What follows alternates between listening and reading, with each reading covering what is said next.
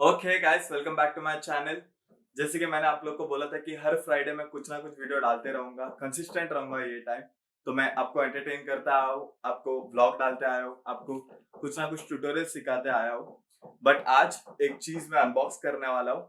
मैं ज्यादातर products unbox नहीं करता हूँ, बट मैं आज एक गेमिंग चेयर दिखाऊंगा जो कि काफी काफी सुंदर है। एंड ये पैकेज के लिए मैं रुका था पिछले 2 महीने से, फाइनली अभी आ चुका है। आज मैं फ्री भी हूँ, तो आज व्लॉग कम सिनेमैटिक वीडियो ज्यादा होगा। आई होप आपको पसंद आएगा। इसके अलावा अगर आपने मेरा पिछले वीडियो जो व्लॉग मैंने डाला था, घर घर में एक ट्रैक किया था छोटा सा, काफी सुंदर ड्रोन शॉट्स आए। अगर आपने देखा नहीं है वो भी मैंने आई बटन पे दिखाया, वो पहले देखकर ये बाद में देखना। एंड ये है वो पैकेज।